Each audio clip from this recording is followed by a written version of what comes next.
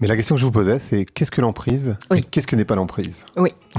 Alors, l'emprise, c'est une relation de pouvoir et de domination qui déshumanise et instrumentalise l'autre. D'accord ? Donc, quand j'assure mon emprise sur quelqu'un, je l'utilise comme un objet et je méconnais, je dénie, voire je salis son humanité. Ce que n'est pas l'emprise, c'est une relation, par exemple, de couple où on n'arrête pas de s'engueuler mais on n'arrive pas à se quitter. Ça, c'est pas forcément de l'emprise, ça peut être une relation difficile. Ce qui n'est pas de l'emprise, c'est une relation dans laquelle l'un des deux est fou dingue de l'autre pendant que l'autre ne lui rend pas l'appareil. Donc ça peut durer très longtemps et ça n'est pas une relation d'emprise.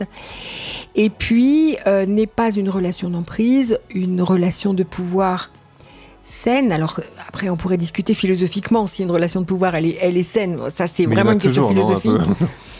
On peut penser qu'il y a en tout cas toujours des enjeux de pouvoir, hein, voilà.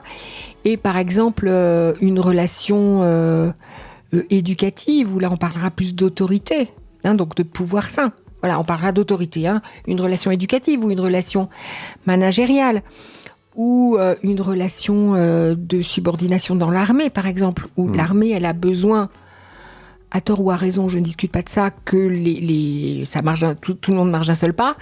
Là, on n'est pas dans une relation d'emprise. En revanche, la relation d'emprise peut se surajouter à la relation d'autorité. La relation d'emprise, c'est une relation d'autorité pervertie, en fait. Voilà, j'utilise l'autorité que me donne l'institution pour déshumaniser l'autre. Ça, c'est une relation d'emprise.